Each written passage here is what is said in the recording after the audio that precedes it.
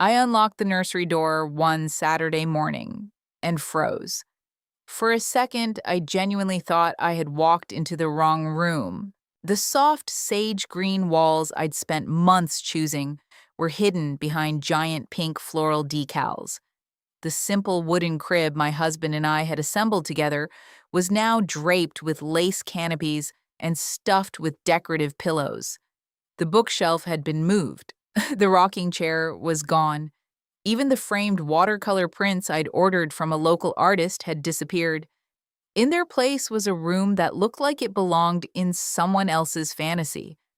My hands started shaking. What is this? Then I noticed a handwritten note sitting on the changing table. A baby girl deserves a proper nursery. You're welcome. Love, Grandma. Grandma, not me. Not her mother. Grandma. My mother-in-law, Diane, the woman who somehow had gained access to our house while we were away for the weekend, the woman who had secretly redecorated my unborn daughter's nursery without asking. I stood there staring at the note while my heart pounded so hard it hurt. Then my phone buzzed. A text from Diane. I can't wait for everyone to see the nursery at tomorrow's family gathering. They'll finally understand what a baby's room should look like. That message was bad enough, but what I discovered 30 minutes later made me realize the nursery wasn't actually the biggest problem. Not even close. Because this room wasn't about decorations, it was about control. And Diane had been quietly trying to take control of my child long before she ever touched that nursery. At the time, I just didn't know how far she was willing to go. And by the time I figured it out, she had already crossed a line that nearly destroyed our entire family. When people hear this story, they usually assume the nursery incident came out of nowhere. It didn't. It was simply the first time Diane stopped pretending. For years, she'd wrapped her controlling behavior in gifts, favors, and concern. Everything she did came packaged as love. That's what made it so difficult to confront. If she criticized me, she was just trying to help. If she ignored boundaries, she was just excited. If she inserted herself into our decisions, she was just being a devoted grandmother. The nursery wasn't the beginning. It was the moment the mask slipped. And once it slipped, everything that had happened before suddenly made sense. My name is Lauren. I was 32 years old and 7 months pregnant with my first child when all of this happened. My husband, Ethan, and I had been married for 4 years. We had a good life, nothing extravagant, a comfortable home in the suburbs, steady jobs, a close circle of friends, and after 2 years of trying, we were finally expecting our daughter. I had always imagined pregnancy would be stressful but mostly joyful. Instead, much of it became a constant battle over boundaries. The source of that battle was Ethan's mother. Diane wasn't the kind of mother-in-law people immediately disliked. She was charming, friendly, generous, the type of woman who remembered birthdays and brought homemade desserts to every gathering. People loved her, including me at first. When Ethan and I got engaged, she welcomed me warmly. She called me the daughter she never had. She told everyone how lucky Ethan was. She seemed wonderful. But after the wedding, small things started changing. At first, it was harmless. She'd rearrange items in our kitchen while visiting. She'd bring decorations for our house and act hurt if we didn't display them. She'd criticize decisions while smiling. Oh, that's certainly an interesting choice. Or, I suppose younger people do things differently now. Nothing major. Just enough to make me uncomfortable, enough to make me feel judged, but not enough to justify a confrontation. Then I became pregnant, and suddenly Diane's interest in our lives became obsessive. She wanted updates every day, doctor appointments, ultrasound photos, nursery plans, baby names, everything. When we decided not to reveal the baby's name until birth, Diane was furious. Grandparents deserve to know. We're keeping it private, Ethan said gently. Her smile tightened. I Guess I'll find out eventually. I should have recognized that look. It was the expression she wore whenever someone told her no. The first real red flag appeared when I was about 5 months pregnant. I came home from work and found several large boxes on our porch. None had our names. All were addressed from Diane. Inside were baby items, dozens of them. Blankets, toys, clothes, furniture, almost everything was pink. Almost everything ignored the registry we'd carefully created. When I called to thank her while explaining some items wouldn't fit the nursery, she sounded offended. I spent thousands of dollars. I know, and we're grateful. Then use them. The conversation ended awkwardly. A week later, she showed up unexpectedly. Her eyes immediately scanned the house, looking, searching. When she didn't see her gifts displayed, her mood changed. Where's the bassinet? We already bought one. What happened to the one I purchased? It doesn't fit our space. Her face hardened. I was only trying to help. That phrase became her favorite weapon. I was only trying to help. Whenever boundaries appeared, she hid behind those words. Soon, she began questioning nearly every parenting decision. Breastfeeding, sleep schedules, childcare plans, pediatricians.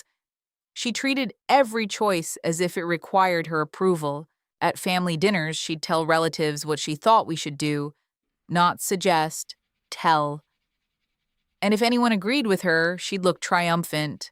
The most frustrating part was Ethan's reluctance to challenge her. He wasn't blind. He saw it. But Diane had spent decades conditioning everyone around her to avoid conflict. She's excited, he'd say. She means well. I wanted to believe that. I really did.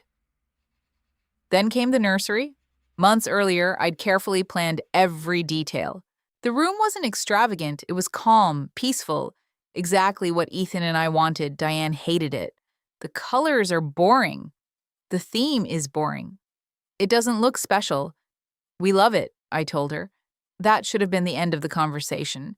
Instead, she continued criticizing it for weeks. Every visit, every phone call, every opportunity. Eventually, I stopped discussing the nursery entirely. I thought that would solve the problem. I was wrong. Things escalated rapidly after that. One afternoon, I learned Diane had shown photos of our nursery to several relatives, without permission, while mocking it. Apparently, she'd asked family members whether they thought it looked unfinished. Most were uncomfortable. A cousin quietly told me later. I felt humiliated. When Ethan confronted her, Diane burst into tears. I was concerned. Concerned, always concerned, never accountable. Then she started referring to the baby as my little girl, not my granddaughter, my little girl. At first, it sounded affectionate.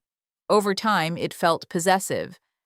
One evening, she announced she'd converted an entire bedroom in her house into a nursery, without discussing it with us, without asking how often she'd actually be babysitting. She even installed a crib, a changing station, a rocking chair, everything. When I expressed surprise, she laughed. Grandmother needs her own space. I forced a smile. Inside, alarms were screaming. A few weeks later, she tried obtaining a copy of our house key. Fortunately, Ethan shut that down. Or so we thought. What we didn't realize was that she'd already made one months earlier, back when she'd offered to water our plants during a vacation. We had trusted her. That trust would become a mistake. As my due date approached, her behavior became more aggressive. She questioned our hospital plans, complained about visitor restrictions, argued about who would be in the delivery room. Not once did she ask what would make me comfortable. Everything revolved around what she wanted. Then came the weekend that changed everything. Ethan and I spent 2 nights away at a nearby resort for one final baby moon before delivery. It was supposed to be relaxing. Instead, we returned home to find the nursery transformed, and Diane proudly taking credit. The moment Ethan saw the room, his face went pale. She did this? I handed him the note. His jaw clenched. For the first time in years, I watched something shift inside him. Not annoyance, not frustration, anger, real anger. Then we discovered the missing decorations, my artwork, my furniture, my belongings, gone. We searched the garage, nothing. The basement, nothing. Finally, we called Diane. "Oh, I put some things in storage." "You what?" Ethan snapped. "It looked better this way." "You entered our home without permission." "I have a key." "You were never allowed to use it." The silence that followed was chilling. Then she said something I'll never forget. "I did what was best for the baby." Not for us, for the baby. As if we weren't her parents, as if she outranked us, and unfortunately, she wasn't finished. The next day, dozens of relatives arrived for a family gathering Diane had organized. What we didn't know was that she'd been bragging about the nursery all week, telling everyone she'd saved it, telling everyone she'd fixed our mistakes. When people entered the room, Diane immediately started giving tours, like it was her accomplishment. "This is what a real nursery should look like?" People smiled politely, some looked uncomfortable. Then Diane made her biggest mistake. Standing in front of nearly 20 relatives, she laughed and said, "Lauren was overwhelmed. Someone had to step in and make proper decisions." The room went silent. I felt heat rush into my face. But before I could speak, Ethan stood up. And for the first time in his life, he stopped protecting her. "That's enough." Everyone turned. Diane looked stunned. "Ethan, you broke into our house. I have a key. You were never given permission. I was helping." "No, you were controlling." The room became painfully quiet. Years of tension suddenly sat in plain view. Ethan continued, "You removed my wife's belongings. You changed our daughter's nursery. You ignored every boundary we've set." Diane's face reddened.